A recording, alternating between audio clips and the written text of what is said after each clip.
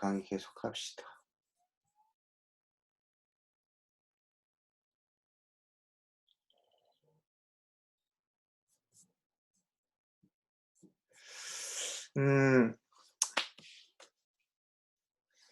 잠깐 그 생각 드는 게 있어서 여러분들한테 얘기를 하는데, 물론 우리 뭐 과목하고는 직접 관련은 없지만 요즘에 변화하는 그런 추세인 것 같아서 여러분들한테 그런 얘기 생각 들었을 때 해주는 게 좋을 것 같아서 잠깐 언급을 하면, 요즘에 보면 그 나라들이 그 흔히 얘기하는 그 국수주의라는 성향을 굉장히 많이 띠고 있는 것 같아요.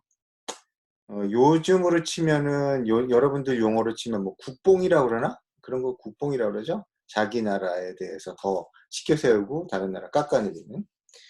근데 그런 용어로 그냥 가늠하기에는 그 정도나 도가 점점 지나치고 있는데, 일단 가장 그 세계에서 영향력을 발휘하는 미국 같은 경우에 요즘에 보면 안하무인이라고 그래야 되나? 아주 그냥 좌충우돌 지들 멋대로, 특히 뭐 트럼프 지금 행정부가 그런 꼭 미치광이 같은, 뭔가 이 돈키호테 같은 그런 식의 전략을 많이 펼치는데, 막 던져보기식, 자기 나라에 유리한 쪽으로 그런 식의 모습들을 되게 많이 보여요.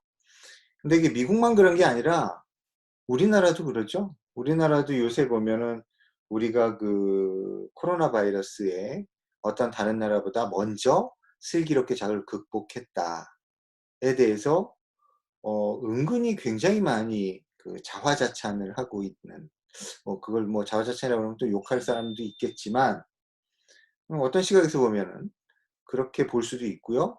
그다음에 그거를 한 번 얘기하는 게 아니라 여러 번에 걸쳐서 계속 얘기하고, 예전에는 뭐 대통령과 행정부가 얘기했는데 요새는 언론이 떠들어대고 있는 듯한 느낌이 들어요.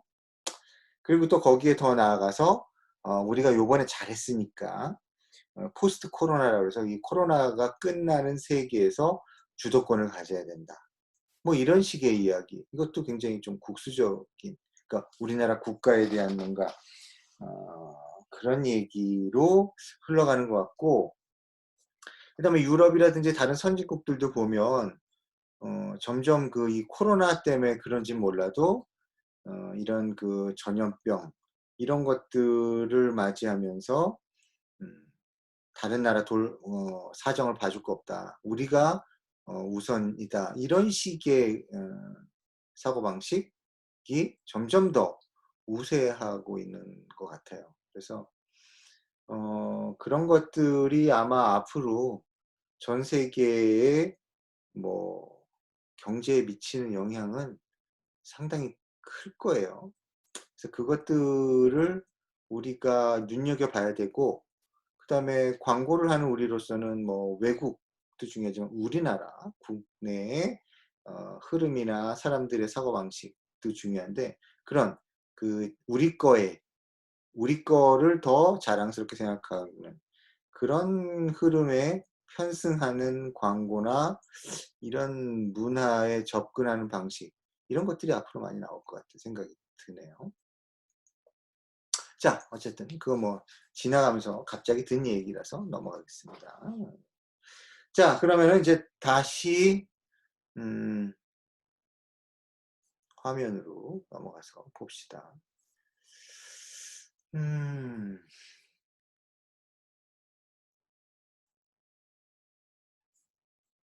자, 아까 브랜드 자산에 대한 얘기였었는데, 그거에 대한 사례로 포도주가 갑자기 나왔어요. 여러분들은 사실 포도주 먹을 나이는 아니죠. 왜 그러냐면 포도주는 비싼 술은 아니지만 싼 술도 아니죠. 소주가 시중 가격이 얼마나 하는지는 모르겠지만 한 뭐 천 몇백 원 하나? 잘 모르겠어. 나는 술을 워낙 안 먹으니까. 근데 이 포도주는 최소 가격이 10,000원이 넘어가죠, 보통. 그래서 상당히 상대적인 가격이 비싼 술이니까 아무래도 경제적인 게 조금 부족한 젊은 사람들한테는 그렇게 어필하지 못하는 술이긴 하지만, 이게 이제 조금씩 경제적인 상황이 나아지면서 기왕 먹는 거 좀 더 품질 좋은 뭐 그런 술을 찾는 사람들한테 이제 이 와인이 꽤 끌리고 있는 주종인 거는 확실한 것 같아요. 그래서 이 와인이 이제 뭐 전 세계적인 술이고 우리나라에서도 상당히 그 비율이라나 시장 점유율을 높여가고 있는 그런 품목인데, 이 1865 와인들 대부분이 와인들이 그렇지만 다 수입산이죠.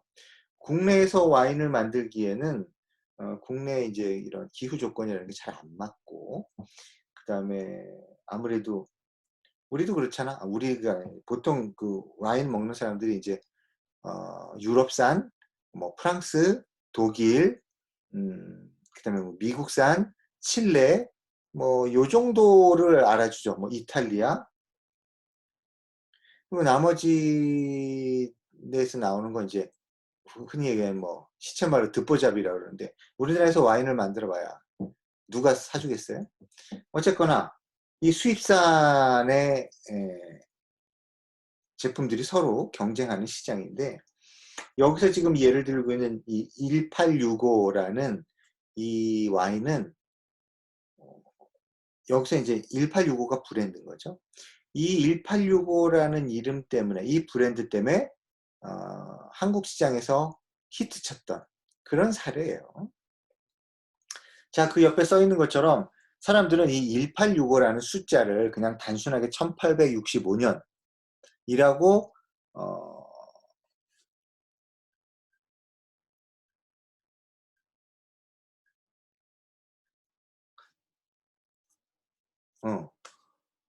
그냥 받아들이지 않고 그 이름에 대해서 어떤 의미를 부여하는 거야. 누가? 소비자가. 자, 여기 설명을 보면 칠레의 와이너리 산페드로가 자사의 설립 연도, 그러니까 얘네들이 와이너리라고 하는 게 이제 뭐 그 와인 농장이죠. 와인 농장을 시작한 게 1865년이란 말이야. 상당히 오래 전인 건 맞죠. 거의 140년 전, 135년 전이니까. 근데 사람들은 이거를 어떤 식으로 멋대로 해석을 하냐면 1865년 상인가?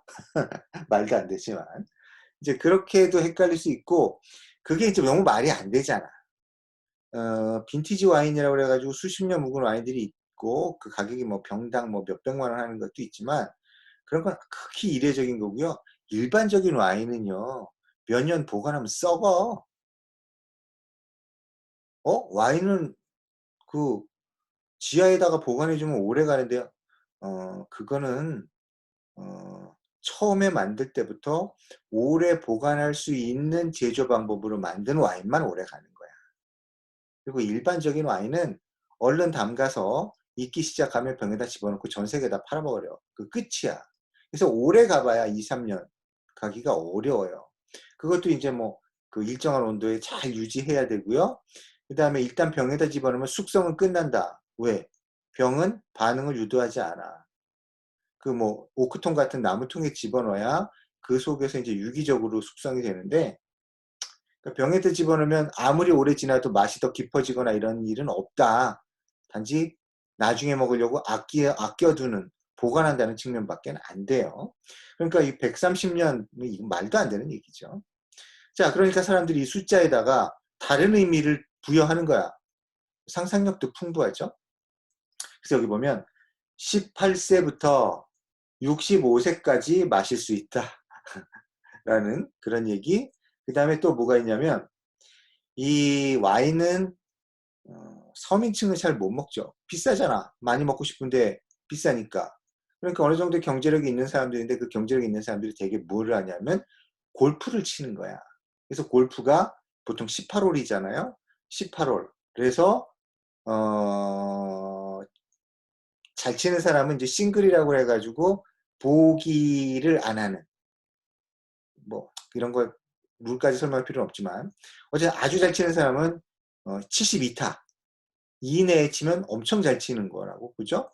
근데 65타까지 칠 수 있다는 거야. 어떻게 하면? 이 와인을 먹으면 이라는 스토리를 상상하기 좋아하는 소비자들이 생각해낸 거야. 이 와인을 만들거나 유통시키는 판매상이 말한 게 아니야. 지들끼리 멋대로 그렇게 얘기를 만들어서 먹어. 그러니까 골프 치는 사람은 어떻게 했어요? 될 수 있으면 이 와인을 먹겠지. 그래가지고 이 와인이 갑자기 많이 팔리기 시작한 거야. 그래서 이거를 수입하는 수입회사가 가만히 보니까 한국에서 이 와인이 많이 팔려. 왜 많이 팔리나 알아보니까 고객들이 이렇게 엉뚱한 생각을 해가지고 브랜드의 의미를 부여해서 그거를 사 먹는 거야. 그 얘기를 듣고 여기 칠레 본사가 이 와인을 아예 한국 그 전량 뭐라 그러지? 한국 공량용 전용 와인으로 만드는 거예요. 그래가지고서 이제 물론 한국만 아니라 동남아시아 쪽으로 이렇게 진출해서 상당히 성공한 브랜드가 된 거죠. 지금도 시중에 나가면 이 브랜드 살 수 있어요. 근데 가격이 한 3만 원대? 상당히 비싸죠. 그것도 이제 마트에서 레스토랑이나 이런 데 가면은 더 비싸겠지만 6, 7만 원 이렇게 하겠죠. 단지 이름 때문에 그렇게 프리미엄이 붙은 거지. 실제 원가는 시중에서 파는 14,000 원짜리 와인하고 다를 바가 없어요. 브랜드 때문에 가치가 올라간 아주 특별한 사례예요.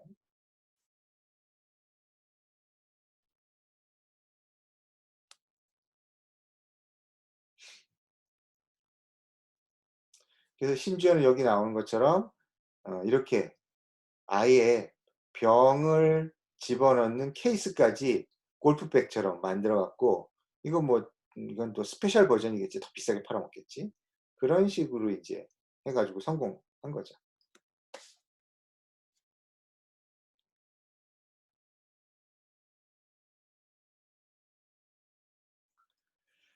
자, 그 정도 사례는 살펴보고요. 자, 목차를 봅시다. 목차를 보면 브랜드가 뭐냐, 브랜드를 어떻게 개발할 거냐, 그 다음에 그렇게 개발된 브랜드 자산을 어떻게 관리할 거냐. 그러니까 이 2번은 아까 얘기한 제목에서 지금 구축에 해당하는 거고, 3번은 관리고, 그 다음에 이제 부수적으로 이제 브랜드명 전략, 브랜드 확장 전략 정도를 추가적으로 한번 살펴보겠습니다. 자, 먼저 브랜드를 봅시다. 브랜드가 뭐냐? 자, 브랜드라는 건 원래 브랜드가 나온 거는 여기 첫 번째 줄에 자신의 제품이나 서비스를 식별하기 위해서, 더 정확하게는 구분시키기 위해서 쓴 거야. 그러니까 내가 만든 제품, 아까 포도주 같은 경우에 포도주는 다 빨간색이거나 흰색이죠? 흰색이 아니라 투명한 거지. 그걸 왜 화이트 와인이라고 그러는지 모르겠지만 그런 와인을 내가 만들었다, 우리 거다 라는 걸 표시하기 위해서 거기다가 어떤 이름을 쓴 거고, 그게 브랜드가 된 거죠. 그건 뭐야? 경쟁사의 제품과 차별화하기 위해서, 구분하기 위해서 쓰기 시작한 게 처음엔 브랜드였다는 거야. 이게 이제 처음 얘기야.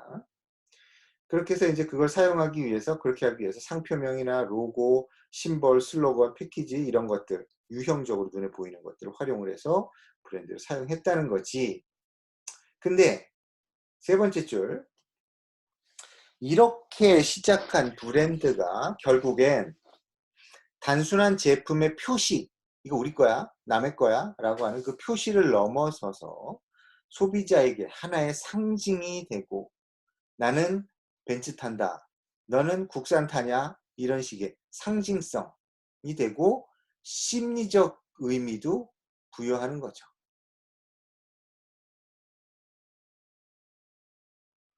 나는 명품 가방에서 나도 이제 드디어 성공한 삶을 사는구나, 이런 식으로 그런 심리적 의미를 뭐가 주는 거야? 브랜드가 주는 거죠. 이건 처음에 브랜드가 만들어질 때 의도한 건 아니야. 근데 결국은 브랜드가 사용되고 그게 점점 중요해지면서 결과적으로 이렇게 됐다는 거죠.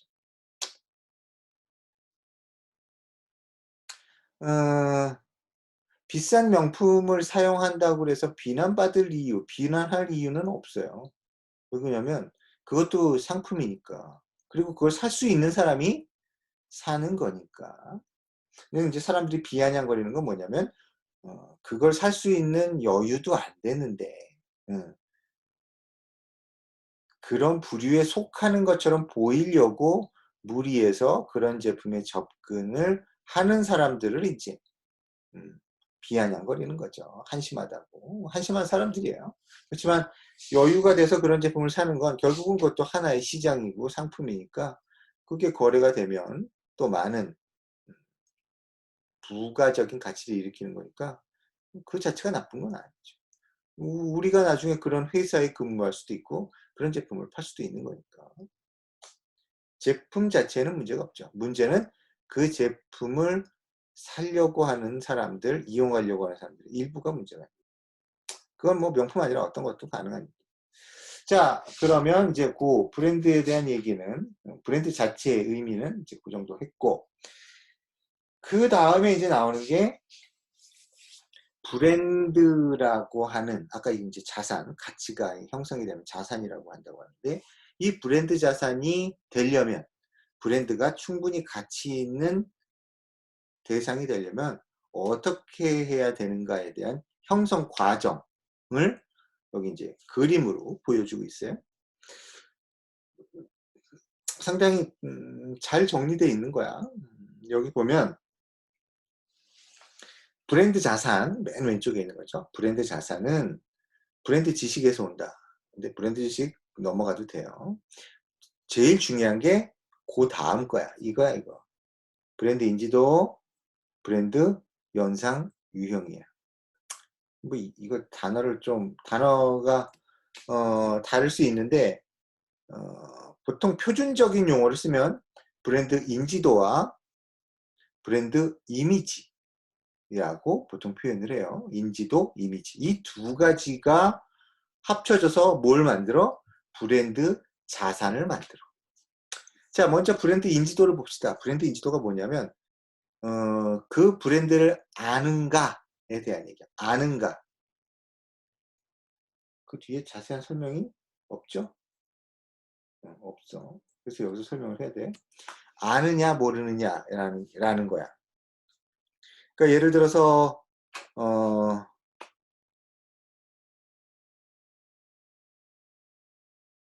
청정원이라는 브랜드를 아느냐? 그러면 대부분의 사람들은 알죠. 그러면 청정원이라는 브랜드는 브랜드 인지도가 높은 거야. 그러면 대상이라고 하는 브랜드를 아느냐? 기업 브랜드예요. 기업 이름. 그럼 대부분의 사람들이 많은 사람들이 몰라. 그러면 그 대상이라는 기업의 인지도는 어떻다? 낮은 거지. 자, 대상그룹은 이렇게 이름이 돼 있고요. 여기서 만드는 가장 대표적인 것 중에 하나가 뭐냐면 미원이야, 미원. 조미료. 그죠? 조미료.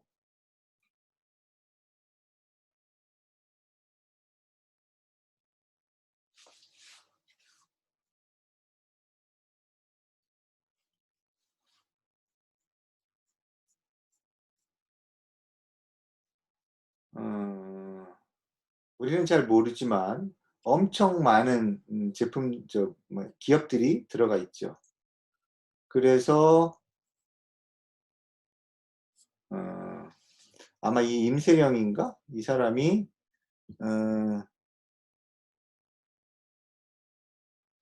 이재용이하고 결혼했다가 이혼했죠. 정략결혼이었죠. 우리가 드라마 보면 정략결혼 하잖아, 재벌들. 뭐 가문 무슨 가문을 얼어 죽을 돈 많은 게 가문은 아닌데 어쨌든 돈 많은 그 집안끼리 서로 결혼해서 서로 부와 권력을 공유하는, 더 키워나가는 뭐 이런 짓들을 많이 한다는데 실제로도 그래요. 그래서 이건희 회장, 그 삼성의 2세, 그러니까 첫 번째 회장은 이제 이병철 회장이니까 뭐 맨주먹으로 일하는 사람이니까 어떤 무슨 뭐 정략 결혼이라는 걸 할 수가 없었지. 자기는 무에서 만들어진 거니까. 그래서 이제 이병철 회장이 자기 자식들을 이 정략 결혼을 시켰는데 그 중에 이제 이건희 회장이 말을 잘 들었어. 그래서 물론 다른 자식들도 뭐 그런 게 있겠지만 이건희 회장은 그 보광그룹 뭐 갑자기 기업 얘기가 나오는데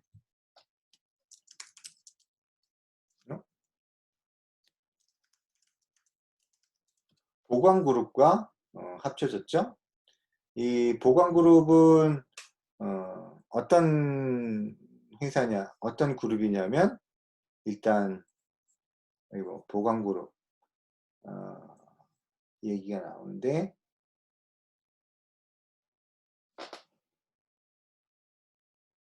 중앙일보가 보광그룹 거예요.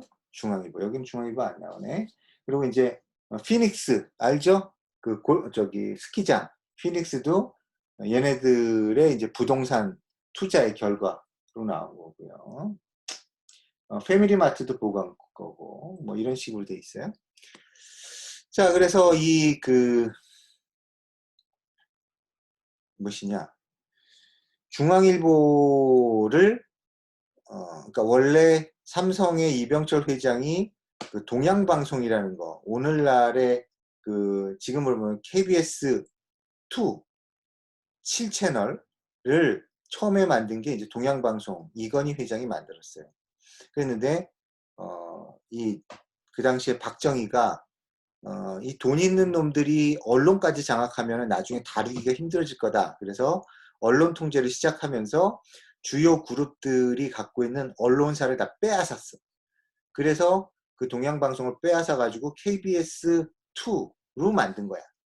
그래서 이 이병철 회장이 언론사를 빼앗긴 거를 두고두고 억울해 하다가 그 언론의 힘을 다시 얻기 위해서 중앙일보를 갖고 있는 보광그룹과 전략적 사돈 관계를 맺은 거야. 그래서 이제 이 보광그룹하고 연결이 됐고요. 그 홍라희 여기 나오는 이 홍라희 여사가 이건희 회장의 부인이 된 거죠. 그리고서 이제 그 둘 사이에서 낳은 게 이재명이 아니라 이재용 회장이죠. 그 이재용 회장을 이건희가 아까 얘기한 이 대상그룹의 딸과 정략적으로 결혼을 시켰죠. 그랬는데 뭐가 서로 숫자 계산이 안 맞아서 나중에 이혼해 버렸어요. 근데 이때 이게 상당히 파격적이었던 이유가 뭐냐면 이 대상그룹은 1세대 이병철 회장 때 삼성 그 당시에 뭐였지? 제일제당? 네, 제일제당에서 만들었던 미풍이라고 하는 조미료와 이 대상그룹의 미원이라는 조미료가 시장에서 격돌했었는데 그 당시에 뭐랄까 놀랍게도 이 미원한테 미풍이 졌죠. 그래서 뭐든지 1등 제일주의를 표방했던 이병철 회장이 최초로 시장에서 공개적으로 굴욕을 당했던 그 회사가 이 대상 미원 계열의 대상그룹이었다고. 그래서 서로 원수지간이 가까웠었는데 3대째 가면서 이건희 회장이 이쪽에 화해 제스처를 취하면서 사돈지간이 됐었던 거죠. 까짓거리예요. 자, 다시 돌아갑시다. 자, 다시 돌아와서 아까 이제 대상그룹 얘기하면서 많은 사람들이 대상그룹은 몰라. 미원이라는 브랜드는 알지만 그래서 대상그룹 같은 경우에 브랜드 인지도가 형편없다라는 거죠. 자, 그 다음에 이 브랜드 자산은 인지도와 뭐 브랜드 이미지, 연상 유형이라는 걸 이미지라고 하는데 이미지로 이루어진다는 거야. 자, 이미지라는 게 뭐냐면 특정 브랜드 하면 뭐가 생각나냐라는 거예요. 뭐가 생각나느냐. 자, 예를 들어서 아까처럼 청정원 하면 청정원 아세요? 네, 압니다. 라고 하면 그건 인지도야. 근데 청정원 하면 뭐가 떠올라요? 음식 재료가 떠오르는데요. 그럼 뭐가 떠오르는 거야? 이미지가 떠오르는 거죠. 이게 바로 브랜드 이미지야. 근데 청정원 그러면은 음식밖에 안 떠오르나요? 뭐 건강이 떠올라요. 뭐 유기농이 떠올라요. 이런 게 나오면 좀 더 고급스러운 거죠. 근데 그런 게 안 떠오르면 뭐야? 이 청정원이라는 브랜드의 이미지는 지극히 제한적인 거지. 근데 이 이미지조차 못 가지는 브랜드들이 엄청 많다고. 그러니까 예를 들어서 우리나라의 대표적인 그 스포츠 브랜드, 뭐 별 볼 일 없지만, 예를 들어서 프로스펙스다. 그럼 프로스펙스 아니야. 그러면 여러분들도 대부분 다 알아요. 프로스펙스 알아. 인지도 높아. 근데 프로스펙스 하면 뭐가 떠올라요? 아무것도 안 떠올라. 그럼 뭐야? 이 두 가지 중에 하나가 결여되어 있는 거죠. 그러면 프로스펙스 같은 그 브랜드는 뭐가 없다? 자산 가치가 부족하다. 라고 하는 거지. 아까 그 브랜드 자산할 때 그 살펴봤던 사례인 애플 같은 경우에 봐봐. 애플 전 세계의 모든 소비자들이 거의 다 알아. 인지도 뭐 더 할 나위가 없다고. 그럼 애플 하면 뭐가 떠오르냐? 이미지 생각하면 뭐 많은 사람들이 뭐 사과가 떠올라요. 뭐 스티브 잡스부터 해가지고 수많은 이미지들을 떠올릴 거야. 그것들이 결국 뭘 형성한다? 브랜드의 자산. 애플이라는 브랜드의 가치를 얹어준다는 거야. 그래서 인지도 아느냐 모르느냐와 그 브랜드에 뭐가 생각나느냐 이 두 가지가 합쳐져서 뭘 만들어? 브랜드 자산을 만든다라는 거야. 뭐 더 깊이 들어가면 뭐 브랜드 제인, 브랜드 회상, 기능적 편익, 상징적 편익, 경험적 편익이라고 나뉘는데 그냥 물론 이거 다 나중에 브랜드 전략 시간을 배울 건데 그냥 얼핏 설명만 해줄게요. 브랜드 제인이라는 건 이거야. 제인 한자인데 다시 알아본다. 다시 알아본다. 그러니까 예전에 한번 노출됐었어. 보통 어떤 데 노출되냐면 광고 같은 데 노출되는 거죠. 그 광고를 보고 그 브랜드가 알게 된 거야. 그 브랜드를. 그래서 나중에 그 브랜드를 다시 다른 데서 봤을 때 이거 내가 아는 브랜드네? 하고 알아보는 다시 노출됐을 때 알아보는 걸 제인이라고 해. 그러니까 우리가 일상생활에서 어떤 제품 브랜드를 딱 보고 이거 아는 건데? 이거 본 건데? 라고 하면 바로 그게 뭐다? 브랜드 제인이다 라는 거야. 브랜드 제인. 영어로 리코그니션이라고 그러고요. 그 다음에 두 번째는 브랜드 회상. 리콜이라고 하는데 리콜이라는 건 생각나는 거야. 생각나는 거. 자, 어떤 브랜드를 보고 이거 내가 알았던 브랜드인데 그 전에 봤던 브랜드인데 라는 건 제인이라고 한다고 그랬죠? 제인이라고 한다고. 그런데 회상이라는 건 뭐냐면 내 머릿속에 혼자 떠올리는 거야. 자, 우리가 생각 잘 안 날 때 힌트 주세요 해가지고 뭔가를 보여주거나 들려주면 그게 바로 뭐 같은 거냐면 제인 거 같은 거야. 자, 이거 본 적 있어? 라고 보여줬다 이거야. 그럼 힌트지. 그럼 내가 그걸 나 이거 본 적 있는데? 라고 해서 맞추는 거. 그게 제인이라고. 그런데 그런 도움이 없이 예를 들어서 휴대폰 브랜드 아니면 이어폰 브랜드를 내가 생각할 때 속에서 머릿속에 떠오르는 거 그게 바로 뭐다? 회상이다. 회상이다. 예를 들어서 이어폰 브랜드라고 칩시다. 이어폰 브랜드. 그럼 뭐가 떠올라요? 여러분들이 알고 있는 이어폰 브랜드 쭉 올려봐 한번. 채팅창에다가.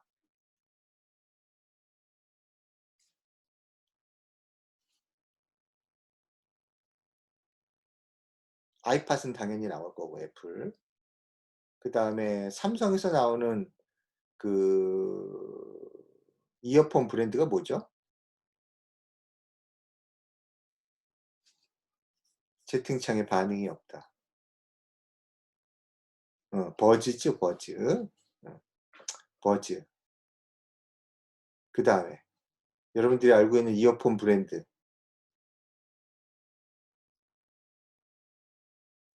없어?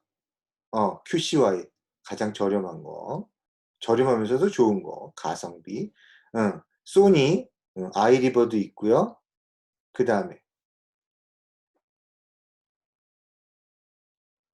음향 전문 회사들 제품들이 꽤 있을 텐데, 어, 여러분들은 그런 노빅, 이건 나는 못 들어본 거네.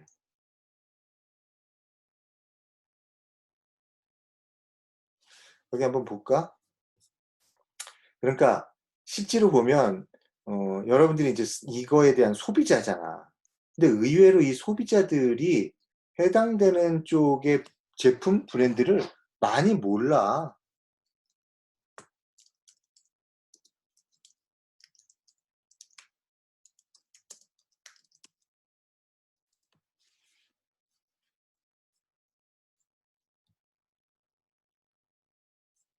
자, 여기 엄청나게, 얘는 또 왜 나오냐? 엄청나게 많은 브랜드들이 나오죠? JBL, 보스, 아까 소니는 누가 얘기했고, 그 다음에 이거 보면 젠하이저라는 것도 있고, 오디오 테크니카도 있고, 이건 처음 보네. 그 다음에 AKG, 하만카드에서 나오는 거죠. 하만카드는 삼성전자가 인수한 건데, 그다음에 여기 보면 뭐 베어 다이나믹이라는 것도 들어봤고, 이게 뭐지? 이게 그 예전에 누구 저 수영 선수가 샤오미도 있고 수영 선수가 이거 귀에다 꽂고 나와가지고 유명해졌었던 이게 저기 흑인이 만든 브랜드인데 비라고 하는 거 이름이 기억이 잘 안 나네. 자 이런 식으로 어, 상당히 많은 비트야 크리에이티브라는 것도 있고 슈어도 꽤 유명한 거고 그라도도 있고 뭐 포칼 코스도 유명한 거고 상당히 많은 제품들이 있는데 여러분들 머릿속에는 안 떠올랐단 말이야. BMW도 있고. 그럼 결국은 뭐야? 그 이어폰 브랜드들은 뭐가 부족해? 브랜드 자산이 딸리는 거야. 브랜드로서의 가치가 딸리는 거라고. 그러니까 인지도는 어느 정도 있겠지. 근데 뭐가 없어? 인지도 중에서도 제인, 저것도 난 아는 거야. 들어본 것 같아. 라고 하지만 뭐가 안 돼? 회상이 안 되는 거야. 떠오르질 않는다고. 그럼 이게 부족하면 결국 모두 딸리는 거야? 브랜드 인지도도 딸리게 되는 거죠. 그래서 이어폰 같은 경우 예전에는 이어폰 말고 헤드폰이라고 그러죠. 헤드폰이 귀를 덮는 거. 그 전문적인 그 프로들이 쓰는 그런 쪽 시장으로 접근을 해서 그런 그 전문적인 회사들 아까 여기 봤던 이 뒤에 있는 뭐 보스라든지 코스라든지 뭐 JBL이라든지 이런 회사들이 상당히 잘 나갔었는데 요즘에 와서는 이게 헤드폰이라기보다 이어폰 쪽으로 귀에 꽂는 거 쪽으로 가면서 생필품 쪽으로 갔죠. 그래서 여러분들도 어지간한 무선 이어폰 한 개씩은 갖고 있잖아. 아니면 뭐 유선 이어폰이든. 그런데 저런 전문적인 회사 제품을 쓰기보다는 일반적인 전자, 가전제품 회사 이런 그 브랜드, 강력한 브랜드를 갖고 있는 회사의 제품을 더 많이 쓴다는 거야. 그래서 이 브랜드라는 게 실제로는 기술력보다도 더 큰 영향력을 발휘할 수도 있다고 봐야죠. 솔직히 여러분 중에는 그 아이팟 쓰는 사람이 있을 거야. 적지 않게 있을 텐데 나 같은 경우에는 나도 이제 음악 좋아하고 오디오 그런 그 귀로 들리는 그런 소리에 대한 거 굉장히 뭐 예전부터 취미로 오디오를 해오고 그래서 그런데 많은 돈을 쓸 용의가 있는데 나는 에어팟에다가 30만 원 이상의 돈을 쓸 생각은 추호도 없어요. 왜? 상당 부분이 브랜드 값어치라고 생각해. 왜 그러냐면 실제로 이런 그 헤드폰, 이어폰에 대한 기술 개발을 수십 년 동안 해온 회사들도 그 정도 가격을 받지 않거든. 근데 애플 같은 경우에는 과감하게 뭐 30 몇만 원, 뭐 36만 원, 40만 원 이렇게 그 이어폰에다가 받는 거는 뭐에 자신이 있는 거야? 자기네들의 브랜드 가치에 자신이 있기 때문에 그렇게 받아먹는 거야. 물론 뭐 단순한 브랜드 가치만 있는 건 아니죠. 그걸 갖고 다니는 거에 대한 어떤 그 상징성, 다른 사람들에 대한 우월성도 있고, 뭐, 그런, 뭐, 그다음에 디자인적인 뭐 이런 것도 있지만, 순수하게 제품 성능으로만 보면, 그게 그만큼의 가치는 없다. 라고 보는 게 이제 내 생각인데, 어쨌든 그건 내 생각이고, 다시 돌아와서, 자, 회상이란 건 그거다. 떠올리는 거, 보고 알아채는 게 아니라 자기 혼자 떠올리는 거. 이걸 브랜드 회상이라고 한다. 이게 두 가지를 합쳐서 인지도라고 한다는 거고요. 그 다음에 이제 브랜드 언상, 아까 얘기했죠? 이미지라고. 어떤 구체적인 이미지를 생각하는 거. 그러니까 아까 떠올리는 거, 이 회상은 뭐냐면 그 브랜드 이름을 떠올리는 거고, 여기서의 이미지는 브랜드 이름 말고 그 브랜드와 관련해서 다른 이미지를 떠올리는 거. 이게 브랜드 이미지라는 거야. 그러니까 예를 들어서 뭐 이거는 제품은 아니지만 국가 이미지다. 그러면 네덜란드. 그럼 뭐가 떠오르느냐? 그럼 여러분들 뭐가 떠올라요? 네덜란드 하면 뭐 그 제 방에다가 손을 집어넣은 어린이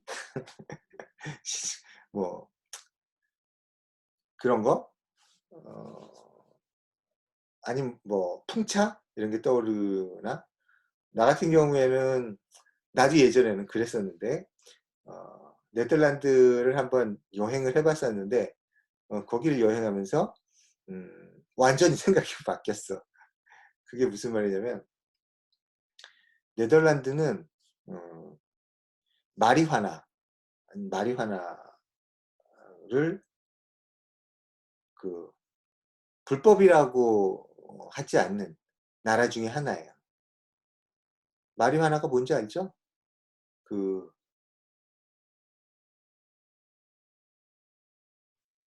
담배잎인가 뭐지? 그 이파리 말린 거 그걸 말아서 피는 거. 그 마리화나 같은 경우에 보면은 미국에서도 대마초 맞아 대마초. 미국에서도 어떤 주는 불법이 아닌 걸로 되어 있는 주가 있고 많은 주가 이제 불법이죠. 우리나라 같은 경우에 당연히 마약에 들어가는 거고. 근데 유럽에 있는 국가들 중에서도 일부 국가가 지극히 개방적이어서 이 대마초를 그 합법으로 해놓은 나라가 있는데 그 중에 대표적인 나라가 덴마크야. 그래서 덴마크 같은 경우, 아니 덴마크, 네덜란드. 네덜란드 같은 경우에 보면 시내 관광을 하다 보면 많은 애들이 길거리에서 대마초를 피워요. 그 냄새가 딱 맡으면 담배 피는데 왜 이런 냄새가 나지? 라는 이상한 냄새가 있어. 그 냄새를 맡으면 딱 알아. 대마초구나. 라고 할 정도로. 그래서 예전에 뭐 우리나라에서도 그 길거리 가다가 그 마약 단속반 이런 사람들이 냄새 갖고 쫓아가가지고 잡았다고 하는 뭐 그런 얘기가 있을 정도로 되게 독특한 냄새인데 그 냄새가 덴마크 그 주요 그 수도나 뭐 이런 데 있잖아. 시내를 걸어가면 굉장히 자주 나. 그러니까 뭐냐면 그 거기 여행 간 애들이 그 합법이잖아. 거기서 그냥 그 대마초를 사서 피는 거야. 자, 근데 여기서 하나 맹점이 있어요. 미국 같은 데는 자기네 나라 중에서도 어디에 가면 합법이고 어디는 불법이니까 어디에서 피웠냐에 따라서 합법이 되기도 하고 불법이 되기도 해요. 근데 우리나라는 우리나라 사람은 마약을 하지 마라 라고 하는 거야. 어디에서도. 그러니까 우리나라 사람이 네덜란드 가가지고 대마초 피웠잖아. 현장 거기서 대마초 피는 거에 대해서 현장에서는 아무도 뭐라고 안 그래. 근데 그거를 혼자서 굉장히 그 재밌는 경험이라고 생각해서 SNS 같은 데 사진 찍어 올렸다. 근데 나중에 그게 걸렸어. 우리나라에서. 그러면 그거는 처벌받아요. 어디에 가서 그 마약을 하든지 처벌받아. 도박도 마찬가지고. 우리나라는 좀 희한한 나라 중에 하나인데 네덜란드는 대마초를 그렇게 대놓고 피는 나라야. 그래서 나 같은 경우에 네덜란드는 대마초 냄새가 딱 일단 떠오르죠. 그리고 네덜란드의 그 가장 그 대표적인 관광 상품 중에 하나가 좀 얘기하기 뭐하지만 사창가야, 사창가. 그래서 그 단체 관광객들도 줄 서갖고 그 사창가 이렇게 구경하는 상품이 있을 정도죠. 나도 가봤어. 와이프하고 같이. 상당히 복잡 미묘한 생각이 드는데 솔직히 말해서 나는 그거 보면서 뭐 더럽다 이런 생각이 아니라 어떻게 사람들이 다른 사람을 관광 상품으로 생각할 수 있을까라는 생각이 들어서 되게 착잡했어요. 그러니까 그거 있잖아. 뭐 쇼윈도우 안쪽에 있는 사람들 구경하는 그런 거. 그러니까 옛날에 그 벨기에가 인종차별이 엄청 심한 놈들이라고 그러는데 실제로 나도 거기 가서 겪어봤지만 애들이 유색인종을 되게 우습게 알고 놀려요. 어쨌든 근데 벨기에에서 어, 아프리카에 있는 흑인들을 잡아다가 동물원에다가 일반 동물원 있죠? 동물원의 한쪽에다가 부스를 만들어 놓고 거기다가 그 흑인들 그 남녀 아이들을 가둬 놓고 구경시키고 돈을 받았다고 그래. 그런 느낌이 들더라고. 그 덴마크에서 그 사창가 관광을 하면서 물론 뭐 돈을 받는 건 아닌데 거기에 이제 이렇게 가서 보고 그런 한 번 보고 두 번은 보고 싶지 않아요. 어쨌거나 동양 사람이 있는 게 아니라 전 세계의 관광객들이 거기 가서 그 사창가를 관광해요. 하여튼 희한한 장면이야. 그러니까 그걸 보는 것도 희한하지만 그걸 보는 사람들도 희한해. 그 장면 자체가 아이러니하죠. 야, 이거 쓸데없는 얘기인데. 자, 그래서 그런 그 어떤 그 브랜드 하면 뭐 이미지가 생각나느냐에 대한 게 이제 요거에 대한 얘기야. 브랜드 연상유형. 그래서 주로 어떤 것들과 관련된 이미지들이 떠오르냐 하면 아까도 뭐 나왔던 얘기야. 포지셔닝에서 나왔던 얘기들이 다시 반복되는 거야. 기능과 관련된 것들. 기능. 그러니까 뭐 예를 들어서 아까 볼보의 뭐 튼튼하다라든지 벤츠의 뭐 고급차 라는 그거는 밑에 상징성에 들어가겠네. 상징성, 고급차. 그럼 또 기능과 관련해서 유명한 게 음,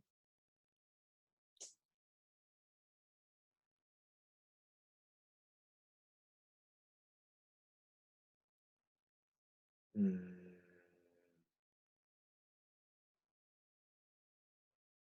애플의 노트북 같은 거 상당히 고성능이죠. 가격은 뭐 겁나 비싸죠. 뭐 파워북이라고 그러나 그런 걸?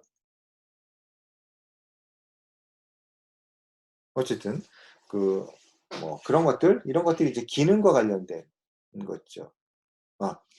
아까 생각 안 났던 건데 그 굉장히 그 튼튼한 중기계 저 뭐야 건설 장비 중장비 음, 캐터필라 캐터필라가 원래 애벌레예요 애벌레 영어로 근데 이 회사가 이 중장비 회사가 그 캐터필라라는 이름을 자기네 브랜드로 쓴 거죠 그래서 보통 보면은 이게 잘 안 보이지만 캐터필라 그 글자도 너무 많고 복잡하잖아. 그러니까 이렇게 CAT 앞에 세 글자를 따가지고 캣 고양이라고 하는 CAT라는 브랜드를 보통 써요. 근데 얘네들의 그 제품이 워낙 튼튼하고 내구성이 좋아서 세계적인 브랜드죠. 압도적으로 좋아요. 압도적으로. 자, 다시 돌아가서 자, 어쨌든 기능과 관련된 거. 그다음에 이제 두 번째는 상징성. 아까 뭐 벤츠 얘기했었죠? 뭐 고급. 그다음에 이제 흔히 얘기하는 고급 시계.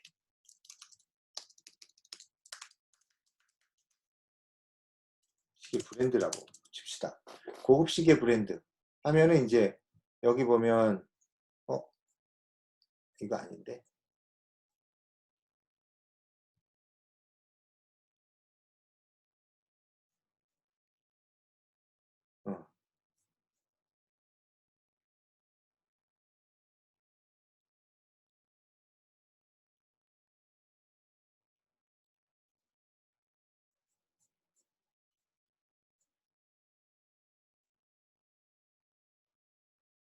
어, 이거 아니네.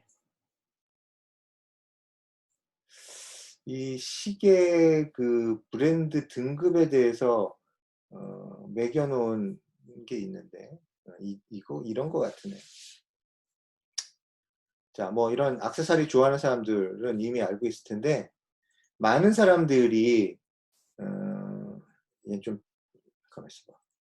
옆에 광고 뜬 거 좀 사라지세요. 보기 싫어. 자, 많은 사람들이 고급 시계 그러면 이제 롤렉스를 많이 떠오르잖아요. 롤렉스. 여기 있네. 자, 이게 전체적인 시계 시장의 급이라고 치죠. 뭐 이게 검증된 건 아니지만 많이들 이렇게 얘기하니까 이 밑에가 가장 일반적인 뭐 사실상 뭐 별로 고급이라고 할 수 없는 이런 시계들이고 이 위로 오면 올라갈수록 고급 시계에 들어가는 거야. 근데 여기 보면 그 레벨에서 롤렉스는 그렇게 높지 않다는 거죠. 그렇게 높지 않아.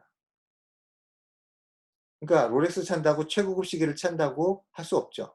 그래서 시계 많이 좋아하는 사람들은 롤렉스는 잘 안 쳐주는 경향이 있어요. 근데 우리들은 일반 사람들이니까 롤렉스 그러면은 이제 상당히 알아주죠. 그럼 뭐야? 브랜드 가치가 되게 높은 거야. 인지도가 높으니까. 근데 여기 나오는 뭐 삐아제나 여기 나오는 파텍 이런 것들은 일반 사람들은 잘 모르죠. 그러면 뭔 떨어져? 브랜드 가치는 떨어져.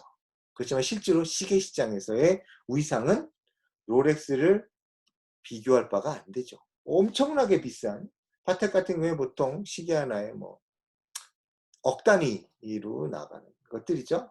그래서 시계라기보다는 보석 팔찌에 가까운 그런 것들.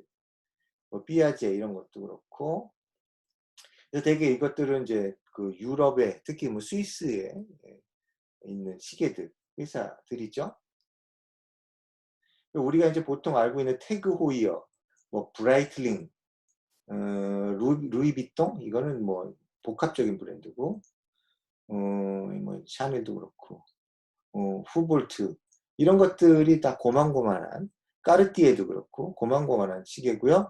요새 한국 사람들 특히 남자들한테 많이 어필하는 시계 브랜드가 이거죠. IWC.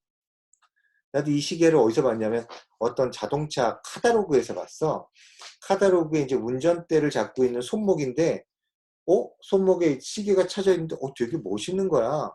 그래서, 간지난다. 그래, 한번 어떤 시계인가 알아봐야지. 그래, 찾아봤더니, IWC라는, 브랜드의 시계더라고요. 똑같은 모델을 찾아봤어. 얼마인가. 그랬더니 2,400만 원짜리더라고요. 그래서, 아, 바로 패스했죠. 자, 어쨌거나 이런 식으로 이제 브랜드의 레벨을 쭉 매겨놓은 거 관심 있는 사람들 한번 나중에 뭐 찾아보세요. 이거 뭐 라도, 구찌는 뭐 좀 그렇고 블로바 이런 것들 많이 있죠. 자, 그냥 뭐 참고사항이에요. 검증된 건 아니야. 자, 상징성. 시계 같은 경우에 상징성이 되게 많잖아. 그죠? 시계 볼 때 손목 시계 보는 사람들 요새 없어요. 왜? 손목 시계 잘 안 차고 다니니까. 차고 다녀도 뭐야? 이거는 액세서리, 패션 그 부속이란 말이야. 마치 예전에 그 넥타이 핀, 고급 넥타이 핀 끼고 다니는 것 같은 그런 느낌이죠. 그 다음에 세 번째, 경험적 편의. 아까도 얘기했지만 경험이라는 건 즐거움을 얘기하는 거예요. 즐거움. 그래서 뭐 즐거움과 관련되는 그런 브랜드죠. 즐거움과 관련되는 브랜드가 뭐가 있을까? 즐거움. 소비에서 즐거운 거. 아주 재밌는 거, 아주 좋은 경험이었던 거. 일단 놀이동산 같은 경우, 뭐 롯데월드라든지, 그다음에 에버랜드라든지, 외국으로 보면 뭐 디즈니랜드, 그다음에 뭐지? 디즈니랜드하고 비슷한 거. 어,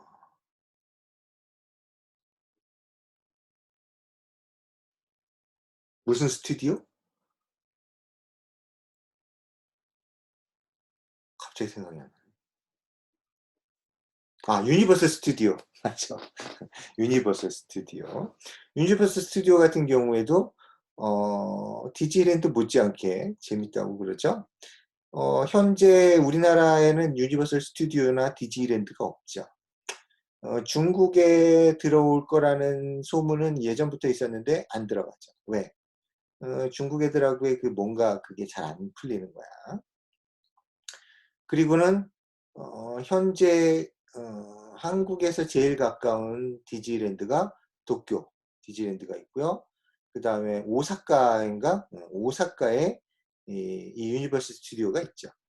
물론 뭐 미국 본토에 있는 것보다는 형편없이 규모는 또 작고 그렇다고 하지만 그래도 우리나라의 에버랜드에 길들여진 사람들의 안목을 한 단계 업그레이드하는 데는 충분하다라는 얘기를 하죠.